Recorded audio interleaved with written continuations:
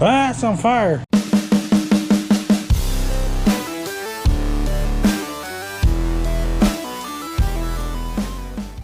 Hey guys, we're back at it today. We're back on the derby car, the 1990 Buick Skylark. The last video that we did on it was I was cutting this front bumper off of here. Learning how to use the plasma cutter. And then we got busy on my dad's truck. But yeah, we're back on the derby cars. We got to get this one stripped out, get all my parts out of it. That way we can get it out of here, get it to the scrapyard, and get working on the next one. I'll kind of show you as we go the parts that I've made. A lot of my parts are homemade. I don't buy anything. Like I've told you guys, I don't like to buy brand new stuff that somebody else built. I like to look at what they built and build my own. It's funner that way. And it saves me quite a bit of money. But I'll kind of show you my parts as we go through it. And yeah, basically just get this out of the driveway so we can start building our derby car for Parowan in August. We've only got a couple months. It's about 3 months away or so. So we got to get going on that one. But yeah. If you guys want to guess what the next car is, it should be a fun build. Go ahead and drop it in the comments, and if you're right, I'll pin your comment. But let's get into it.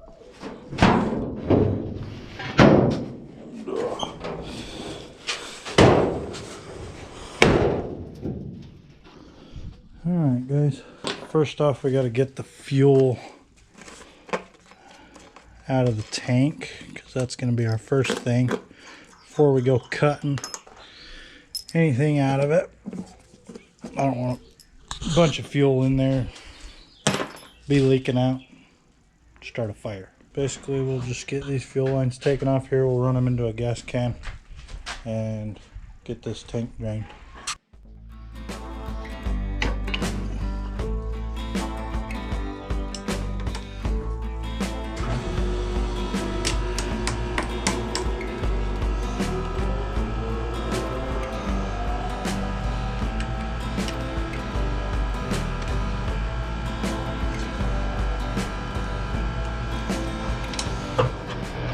Guys, we got this fuel can up in here. Just gonna turn the pump on and run this fuel all the way down till this tank is empty.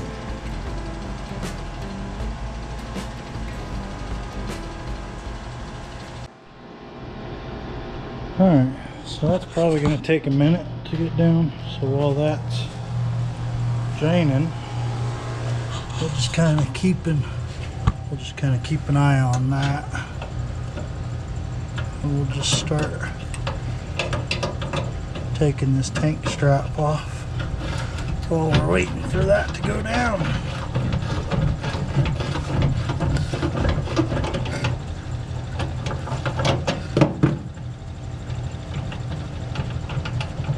It's a very slow fuel pump. It's only like a 15 psi or something like that, because this Buick Skylark had a throttle body on it.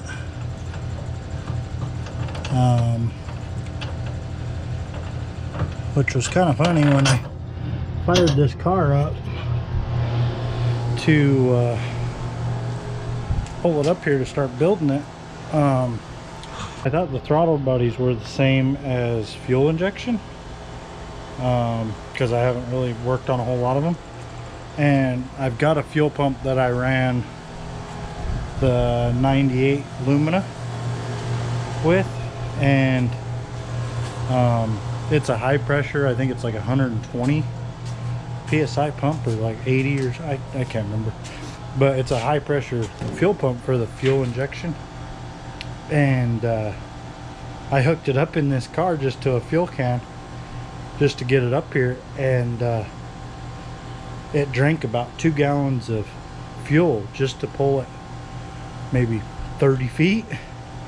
And then I found out later, I did some searching on the internet and found out that the throttle body is actually closer to a carburetor than fuel injection, and it actually only needs like 9 to 15, I think, psi, whereas a carburetor is like 5 to 9, and then fuel injection is like way more.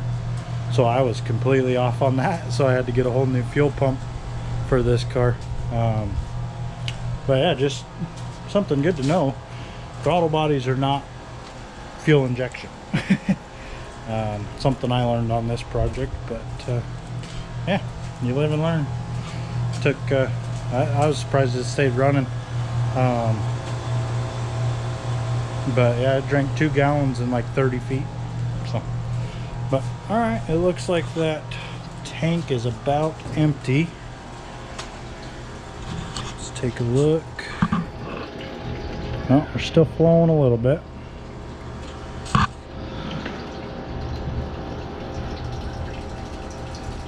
Still pumping away. Should start to hear it in that tank here in a minute. Oh, she's almost there. She's running out.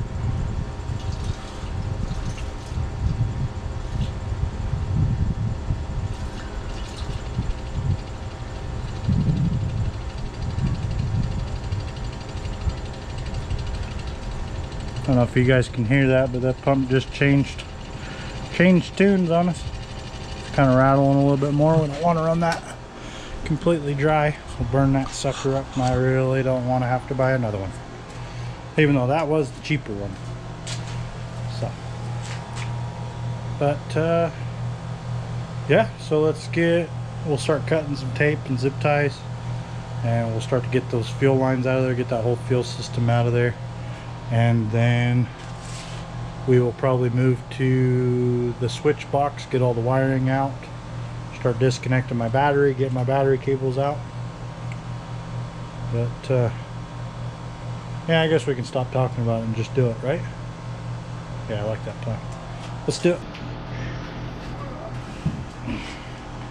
I guess it needs a razor knife. Hold on. Alright, now I'm ready. And action. Got to be somewhat like the movies, right?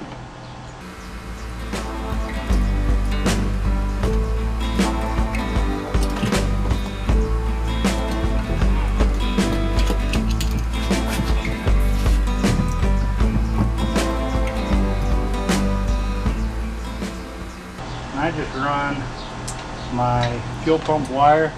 I just run it down with my fuel lines. Keeps it safe and out of the way from catching on stuff, and all of my connections are just twist together. I don't solder anything, I don't use connectors. I just twist them together, throw some electrical tape on them. Seems to work just fine. That way if they break, you can just pull them apart, twist them back together in a new spot, and you're good to go. And you don't have to keep cutting connectors off, because then your wire gets shorter and shorter each time, because I've got about 10 feet of wire on each switch, and I just keep it that length, and then when I twist it together I just pull them apart, and then I don't have to shorten my wire every time. So it saves me on having to buy wire all the time.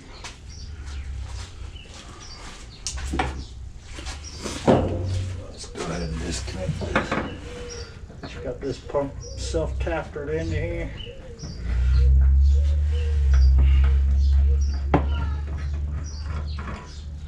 With the roofing screw.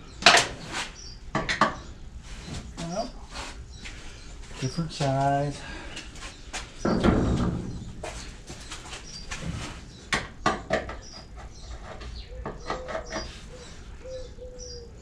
Size are you? Not that size. What did I? Okay, so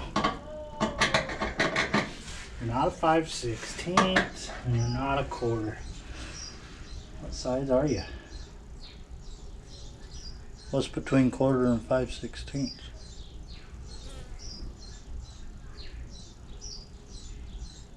Nothing.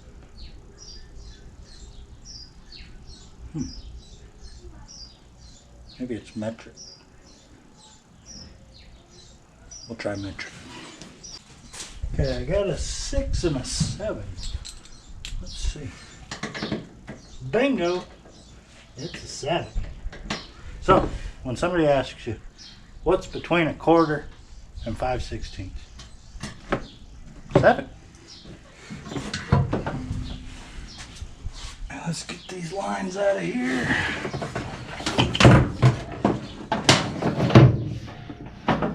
Uh-oh. Spilled some fuel. Alright. Okay.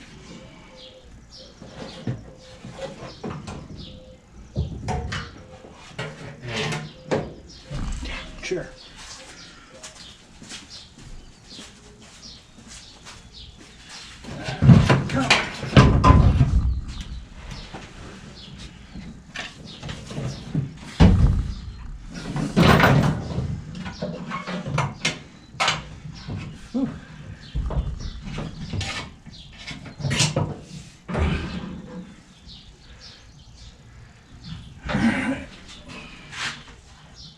Alright guys, we got the fuel system out. Oh, let's get this gas can out of. Whoa, man. Oh, we got some fuel in there. Alright. So, got the fuel system out. What did we say we were going to work on next? Wiring. Yeah. Alright. So next is that switch box. Yes, that is a homemade switch box. I found that little electrical box. Didn't have any of the holes in it. Had this cool connector on the end of it, and I found these cool chrome Allen head screws, stuff like that. And I actually had a set of cheap Amazon switches in there, and they actually broke. Big surprise. But I just barely this year upgraded to these a little bit nicer ones. They're still cheap, but they seem to be a lot better. These are the switches I've got in there now. The old ones were just plastic on this back part, where this is cast aluminum, I think. Seem like they're way better. But I'll try to leave a link to those in the description. Dang it. But yeah, let's start getting this switch box out of here. Ah, it's on fire. Just kidding. I was just burning off some of that fuel that I spilled. I did want to show you guys this fuel can. So that's my fuel cell. Again, another part that I didn't want to pay somebody else to build me one. So I took this old jerry can, had a big dent in the side of it on this side. So I just kind of caved this side in to match, straightened it out because it was all crooked. And I just took some metal pipe fittings and welded them on, and then JB welded them, because when I did it I wasn't a very good welder. And also did the same thing underneath all that JB weld is a cast iron pipe fitting that I welded in there, and then this is just a barbed fitting threaded into that, and then I just goobered a bunch of JB weld onto it. I welded this little piece of solid rod on there to kind of give it a handle. Put a little gasket material in there, and just threw a tire pressure valve in there so that it won't create pressure. And then I just put this on this side, same thing, welded it on there, JB weld, and then just threaded a barbed fitting into that for my return line. because I especially need the return line on the fuel injected cars. But yeah, that's pretty much my fuel cell. Alright, so to get that switch box out of there, I've got these wires.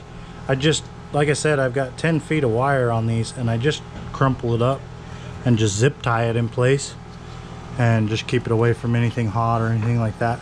I've got one wire running down to my hot wire for my coils, so that if my ignition tries to give out or the computer tries to shut the coils down, I've got a hot wire to that. I've got a hot wire to my fan so that it's always on as long as the switch is on. The fuel pump wire goes back to the back, which we already saw that. And then the only other wire is this big wire right here. That's a amp power wire from just a cheapo amp wiring kit from like Walmart or something like that. Just a cheap set. It's an old amp wire that I had out of one of my old cars. But I've got that for my starter wire for my push button, and it runs down to the starter solenoid to the trigger wire, to where when I hit that button it turns over no matter if it's in gear or anything. It'll crank till the battery's dead. But yeah, so we're just gonna go ahead and just get all these wires disconnected, kind of get them loose, and then we'll pull them through the car, and then we'll start unbuttoning that switch box and get it in there.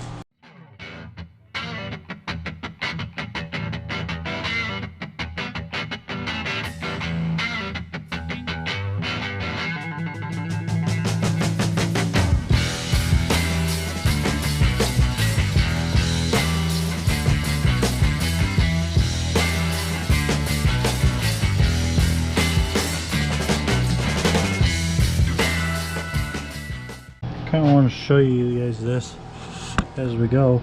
So this is how I do my battery cables. I just have a 6-foot battery cable running into the car, and then I just take and, instead of running it around to the starter or to wherever the wire goes, I just run it over wherever the battery was, and I just run a bolt through that, through the original battery cable off the car, and just put a bolt in it, and then I just wrap it up with a bunch of electrical tape, and then I just zip tie it somewhere safe, and it seems to work pretty good. So, and this 6-foot battery cable gets me pretty much to anywhere in a car where the battery was. I've had them on the passenger side of the car, I've had them on the driver's side. It seems to work pretty good.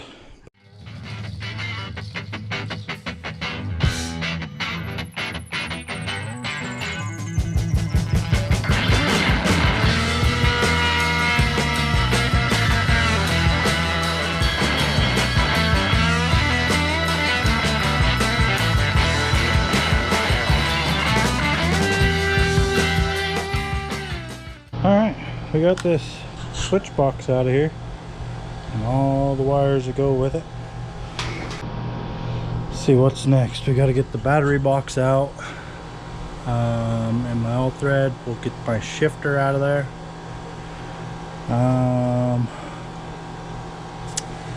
I've got to pull this pad out. This pad I've had for a few years now. I believe it was the first car on the channel. I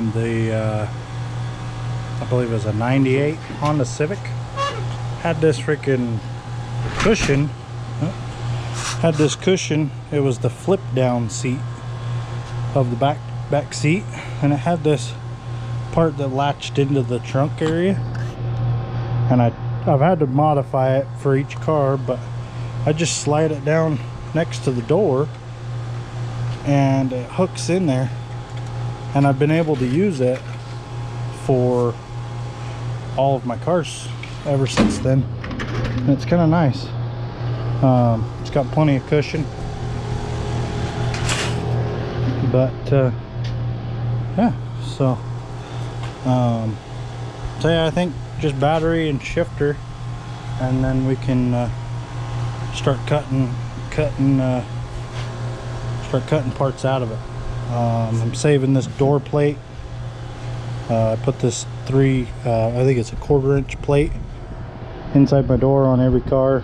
I've got my fuel tank holder down there, just welded to the floor. I just got to cut the welds. But yeah, let's go ahead and get that battery box out of there. I think that's the last thing bolted in.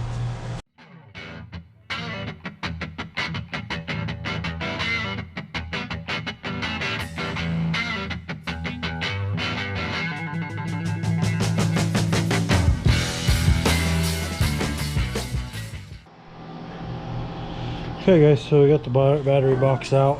A little bit about it. It's just a cheapo, or not a cheapo, but just a standard battery box that you can get from your parts house for like a boat. But I just kind of modified it.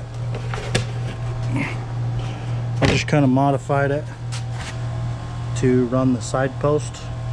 Alright, so I got some of this padding off of here. So this is my shifter. This is a homemade shifter. I kind of looked how derby shifters were made from some of the derby part companies, and I just came up with this idea. All it is a 2-inch square tube, and I just made this slot in it. I welded this plate on for this car only, but it's got a slot that's rounded in here, and I just drilled 2 holes and then cut a slot. And this is an old jack handle, and actually the grip off of a jack handle. And I just put it in there, put a bolt through the bottom so that it can move back and forth, and then I just drilled a hole through the shifter cable and just put a bolt all the way through there. And so that allows it to shift. And I welded this plate on, like I said, just for this car, because that's where the shifter stopped, and I didn't want to yank, and I've got like another inch on the throw on this shifter, and so I didn't want to yank it all the way back and have it stretch this cable or break this plastic piece, because I just got it with the stock plastic end on the cable. And then I just took this bracket out of a Oldsmobile Intrigue that I ran. There's GoPro footage on the channel about that, but I just cut that off of the original shifter that's down on the floor, and that the stock GM cable clicks into, and just welded it on here about the distance from there. And it seemed to work for all the GM cars that I've been doing. Worked in a Oldsmobile Intrigue, a Chevy Lumina 98, and then this 1990 Buick Skylark. All have that same type of shifter bracket that clicks that in there. This car was originally a column shift, and so I just disconnected the cable, and it just happened to be the same click-in style, even though it was a column shift instead of a floor shift. But yeah, that's a little bit more about my shifter. All right, one thing I forgot to show you guys when I was telling you about this shifter is, so all the way forward on these cars is park, and when you're in a derby you don't need park. So I noticed that they have a lockout on some derby shifters, so I came up with this, where I just take this little pin and put it across there, and when you shove it forward it's reverse, so it won't let it go into park. So basically when I'm derbying, all the way forward is reverse, you slam it all the way back and that's first gear or drive, depending on what car you got in. But basically it's just forward, back. So it makes it a lot easier in the middle of a derby. So that's kind of my take on a derby shifter. Yeah, so I'll probably end up cutting this plate off for the next car, depend on what happens. But shifter cable disconnected, and then we'll set up the grinder with cutoff wheel.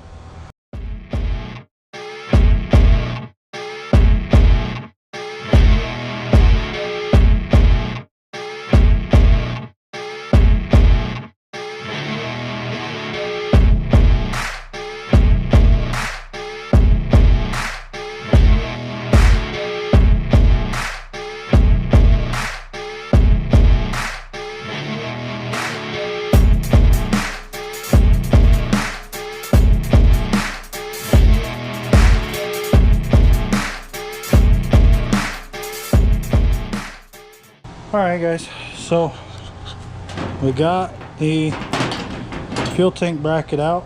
So basically I just made this myself to fit that jerry can in there.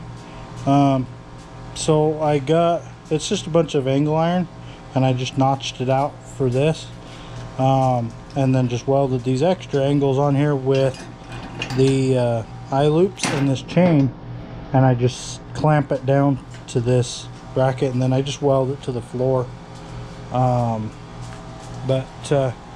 and then that other part that you guys saw me taking out was this GoPro mount. So basically this is just the plastic piece that it comes with in the case that holds it standing straight up in the box when you get a GoPro.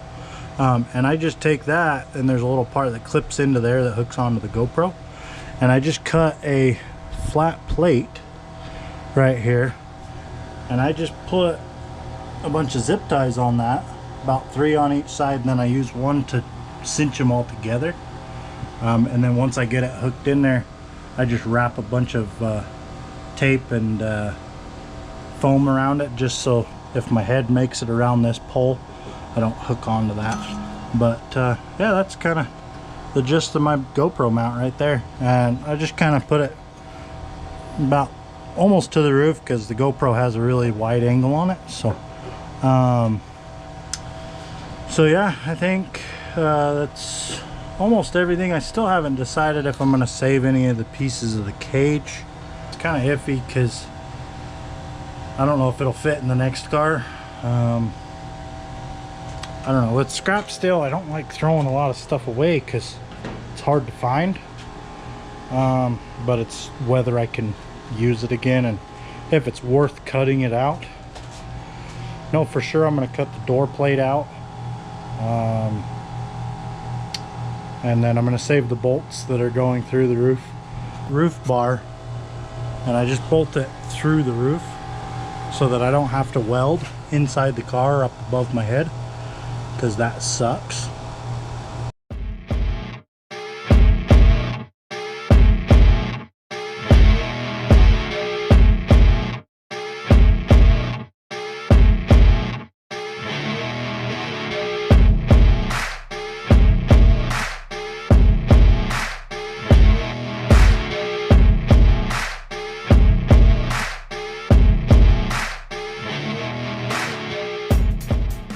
Alright guys,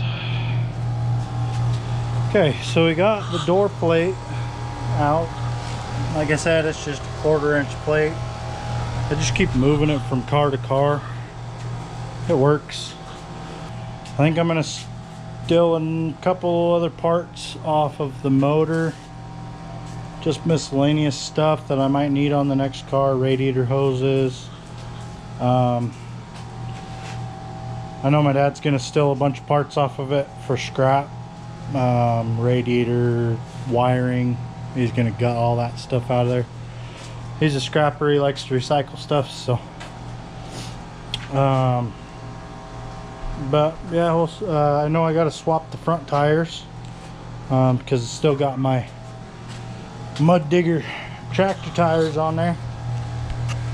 Can't give those away to the scrapyard. But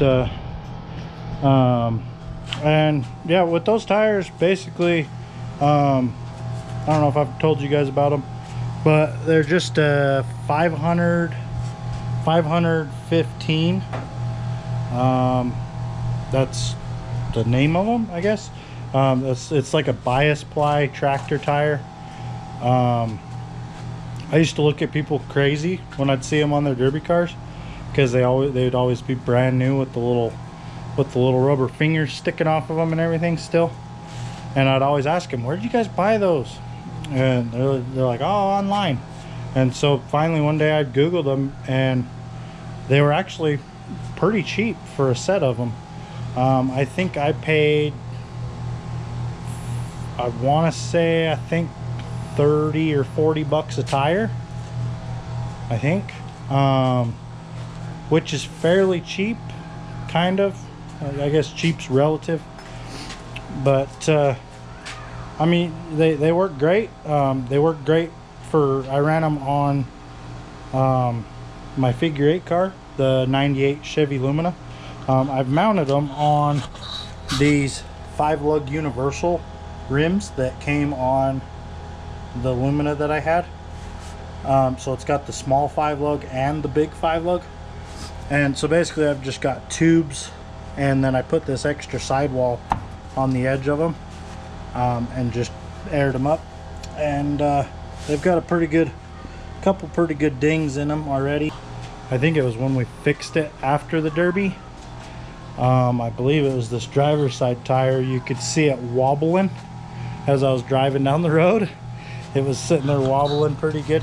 It's got a pretty good ding in it. But yeah, this one's got a pretty good slice right here, but it's still holding air. So I'll keep running until it blows out. For the Derby, you really don't need tires like that, because actually when I ran the 98 Lumina, I actually ran these tires on the figure 8, and I actually blew the tube out of the passenger side one because I was making a left turn, and I felt it blow out, but it still kept going. And so actually when I went, it was in the main event for the figure 8 that I blew the tire. And then when I actually went into the Derby, I just put street tires back on it so that I'd have good aired up tires. And I actually did the Derby and took second with street tires on it.